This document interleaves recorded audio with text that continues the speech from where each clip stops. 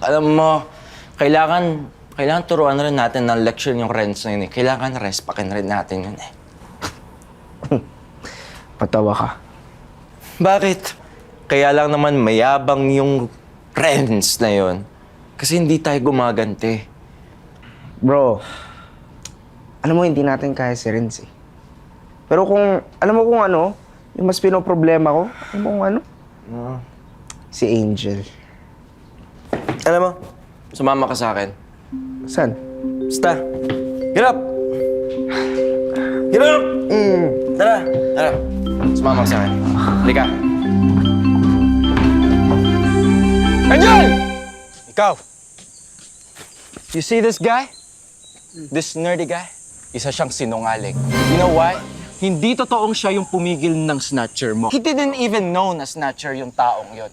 Besides the point, alam mo ba, na nagsinungaling lang tong lalaking to para lang makaklose ka. That's the truth. But he's not a bad person. What I'm trying to say is, mabait siyang tao. Okay? Never siya nanakit ng tao. Never siya nanapak ng tao. At never siya nagagrebyado. Ever! Aray! Sinasaktan mo ko eh! Sorry! I'm just trying to make a point. Right? Alam mo ba anong ginawa ko kay Renz? Ganito yan.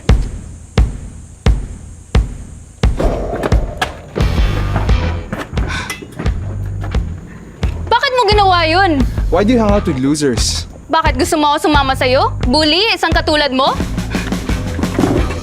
Angel, teka lang, Ano ba? Relax ka lang. Loser lang yun.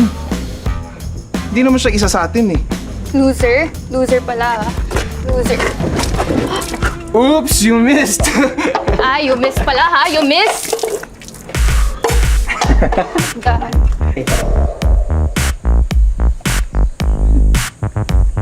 Not bad! Diba? Ginawa mo yun kay Renz? Sa totoo lang, pangit niya ka-bonding. Yeah.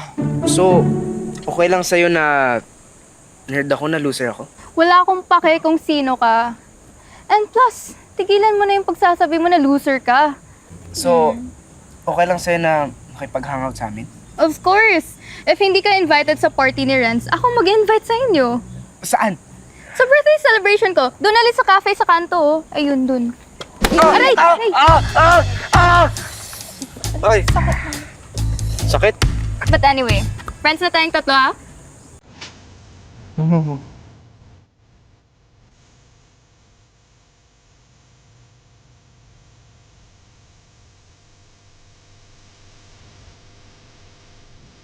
Bro, ano ba?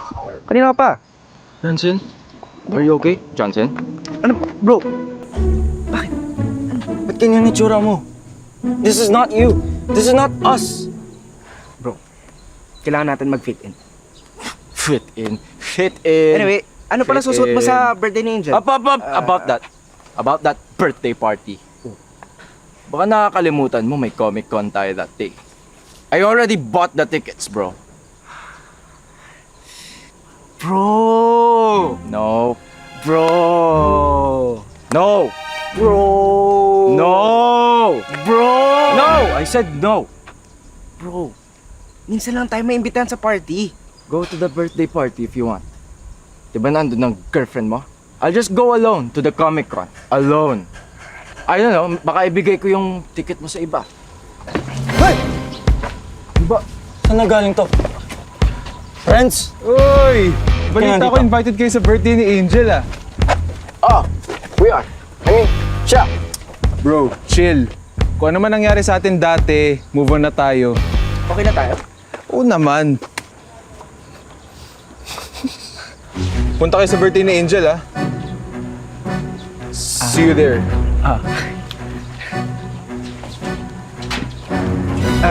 Bro, yung tropa mo. Yan ka na naman eh. Nandiyan ka na naman. Sabi ko sa'yo, konti lang. Yan naman tinira mo. Ilalahat mo eh. Tara. Listen, I don't trust that guy. What do you mean? Come on. Yung behavior niya biglang bumabait. Bro, stop being so paranoid. Ano nga, pupunta ka ba sa birthday ni Angel? No.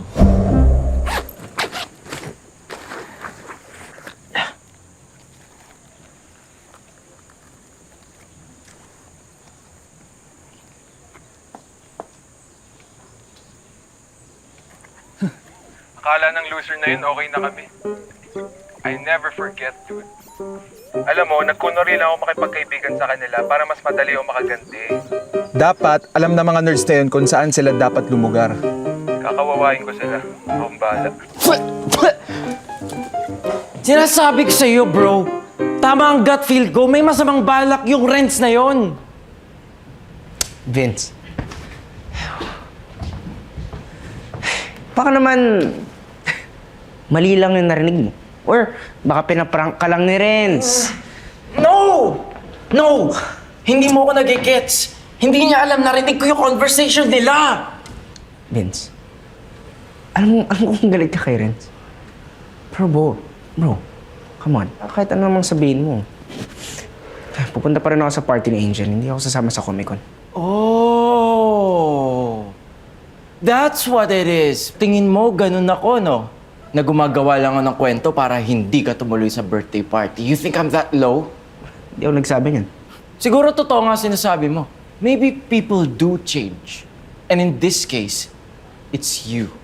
Hindi man masama magbago, di ba? Kasi kung ikaw, okay lang na sa'yo na outcast yung tingin nila sa atin. Ako kasi hindi. Kasi for once, gusto ko mag-fit in. Gusto ko makahanap ng mga bagong kaibigan.